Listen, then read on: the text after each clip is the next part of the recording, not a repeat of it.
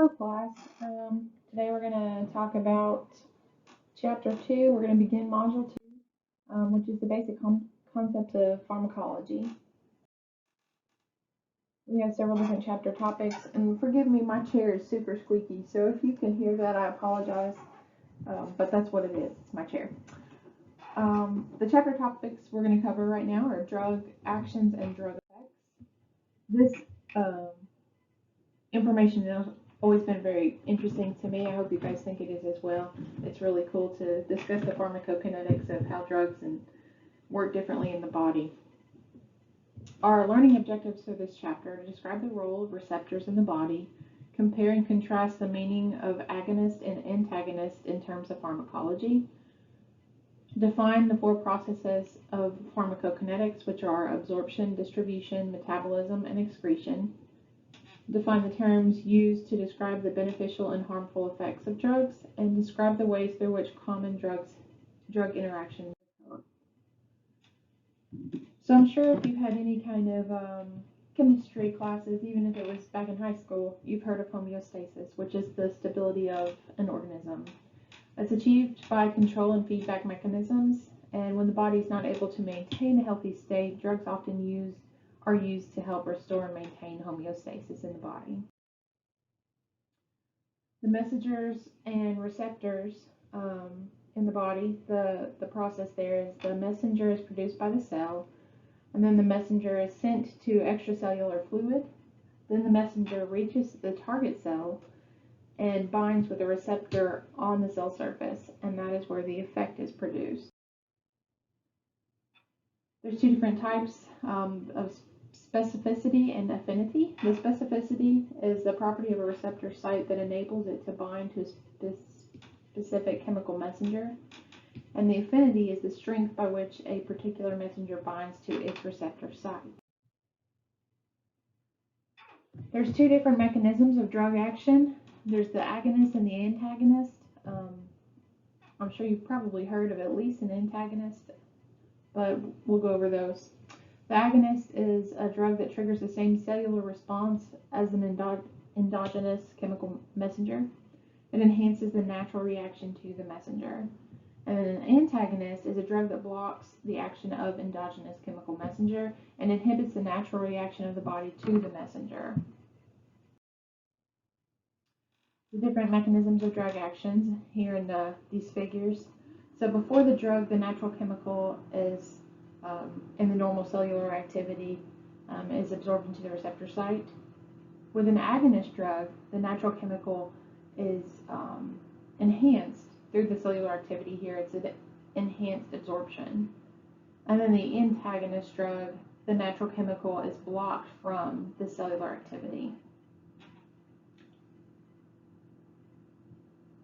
So the agonist drug, the response is the same as the body's own messengers. And then the antagonist it blocks the action of the endogenous messenger. That's important to remember. So we're going to fill in the blanks here. A blank triggers the same cellular response as the body's own messenger does, whereas a blank blocks the action of endogenous messenger. We just went over that one. So an agonist triggers the same cellular response as the body's own messenger does, whereas an antagonist blocks the action of an endogenous messenger. We're going to get into pharmacokinetics. This is where I think it gets really interesting. Pharmacokinetics is the study of activity of a drug within the body over a period of time, and it involves a series of processes that produce specific effects. In a retail or hospital pharmacy, while you're on the job, you might hear a pharmacist refer to pharmacokinetics as PK, or the ADME, which is another abbreviation that stands for absorption, distribution, metabolism, and elimination, which are the four processes that make up pharmacokinetics. So here in this picture, we have the flow of absorption and pharmacokinetics. So the first step there is absorption into the bloodstream. Go down to 2 down here on the left-hand side is the distribution of the drug to organs and tissues. 3 is where it's metabolized, the biotransformation of the drug by the liver, and then the fourth step is elimination, which is usually done by the kidneys or small intestine. Pharmacokinetics. The absorption is the process by which a drug enters the circulatory system. That is the first step in the pharmacokinetics. So it's affected by different factors.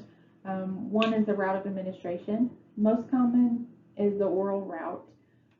There's also intravenous and intraarterial administration that don't require time for absorption. They're just immediately into the bloodstream. The other factor here is the solubility.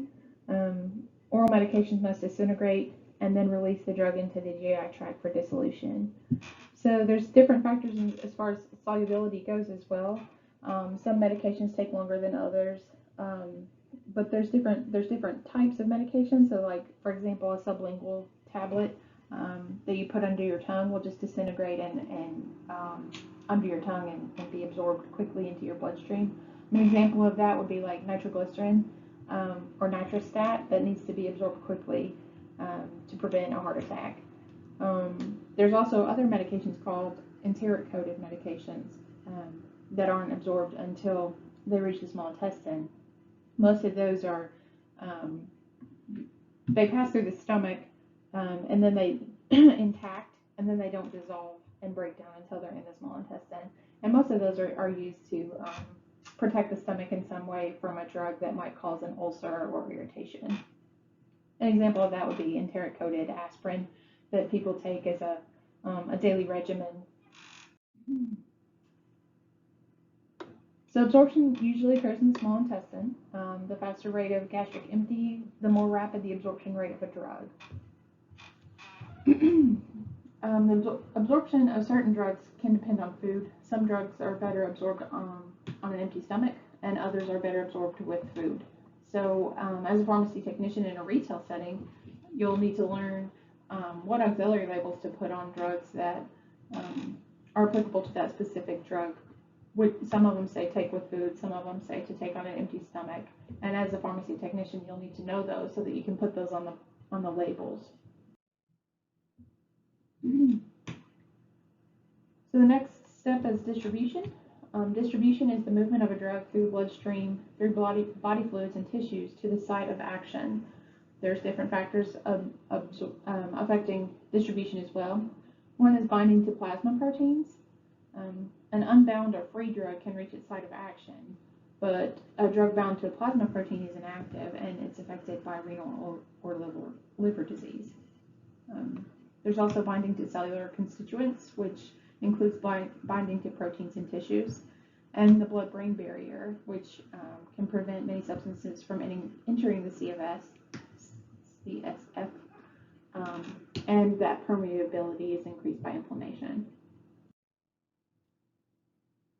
The next step is metabolism. It converts drugs to other biochemical compounds and then excretes them through metabolic pathways. Induction is an increase in enzyme activity, which can increase metabolism, and inhibition is a reduction in enzyme activity, which can decrease metabolism. Elimination is the last step in pharmacokinetics, and it is the removal of a drug or its metabolites from the body. It generally occurs in the kidneys or liver, but also can occur in the lungs, perspiration, saliva, and breast milk. Especially with breast milk, that's why it's important to know what drugs are safe for breastfeeding mothers or pregnant mothers, because that can also be passed along to the infant. So there's different parameters for pharmacokinetics. One is the dose. It's the quantity of drug administered at one time.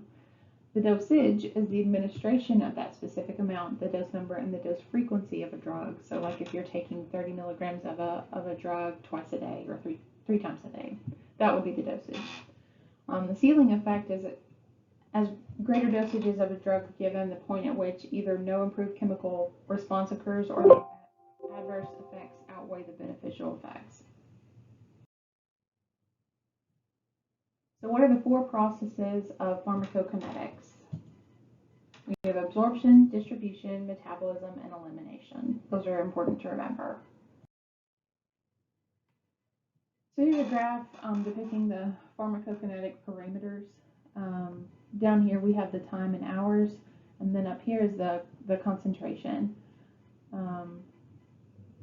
So at hour 3 in this example is the onset of the drug action. Right here around hour 5 is the peak. And then on the downward side we have at hour 7 is the termination of drug action. This line here is the minimum drug level for therapeutic effect. We have a parameter of bioavailability, which is the fraction of a dose available to the target tissue. And the first pass effect is metabolism of a drug in the liver before it reaches the systemic circulation. Usually pertains to oral medications, but it may result in reduced bioavailability. It also requires some drugs to be given by injection only.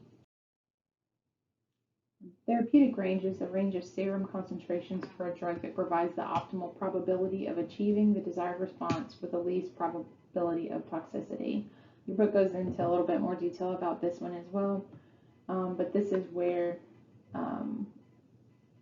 we have to really pay attention as far as like side effects and excessive dosing goes. The therapeutic level is the amount of drug in a patient's blood which gives the desired response, and the duration of action is the length of time a drug is at the therapeutic level. We also call that the half-life. So down here you also have that same graph as mentioned before. The loading dose is an amount of drug that will bring the blood concentration rapidly to a therapeutic level. Loading dose is most useful for drugs that are eliminated through the body very slowly and have a long systemic half-life. The maintenance dose is a dose given at regular intervals to keep the drug at a therapeutic level. Pharmacokinetic modeling, the definition of that is a method of mathematically describing the process of absorption, distribution, metabolism, and elimination of a drug within the body. Zero order elimination is a fixed quantity of drug is eliminated per unit of time. First order elimination is a constant fraction of the remaining drug is eliminated per unit of time. And then the half-life, as I mentioned before, is the time it takes for the body to eliminate half of the drug in the body at one time. This is the formula here is T over 1/2. The reason they do this is you don't want to overload the body with too much drug at one time.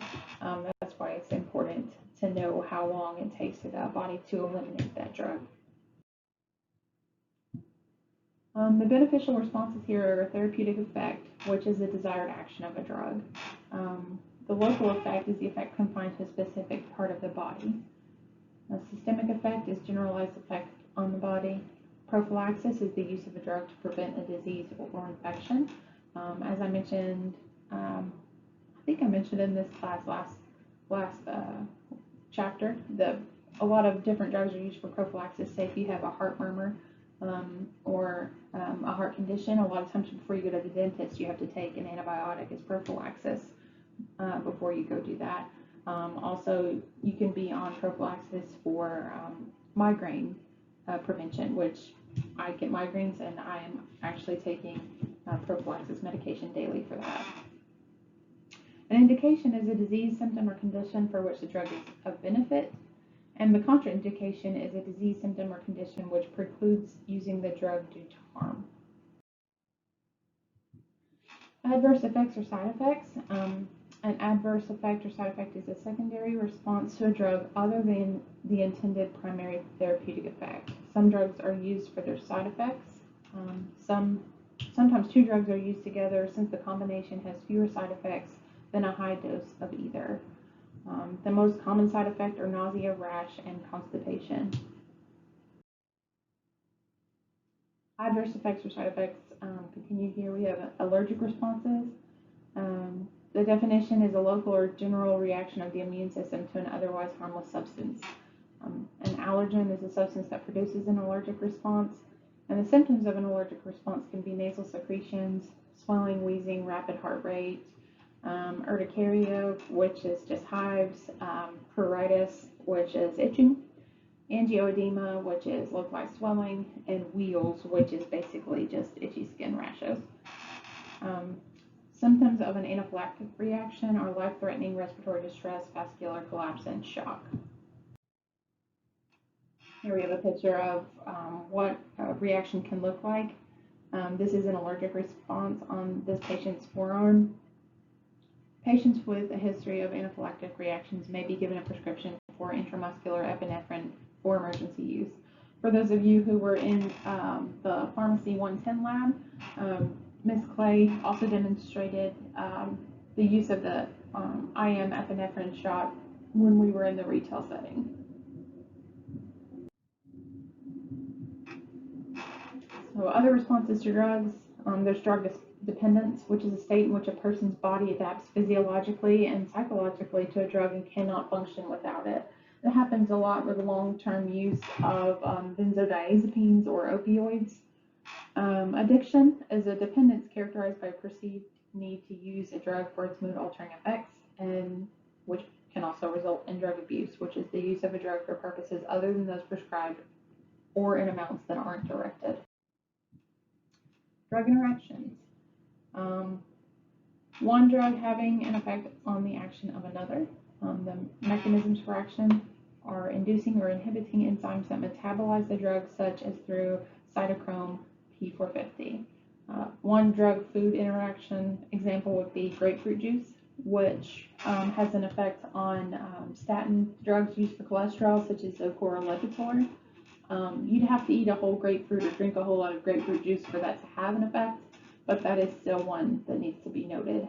That's also on an auxiliary label in most retail settings, for you to put on bottles of Zocor or Lipitor that say don't consume grapefruit while on this medication. So in summary, we discussed the receptor that binds with specific molecules producing an effect. By binding to receptors, drug can mimic or block the action of the body's chemical messengers. Pharmacokinetics is the study of time, course of absorption, distribution, metabolism, and elimination of drugs in the body. And drug effects include therapeutic and side effects.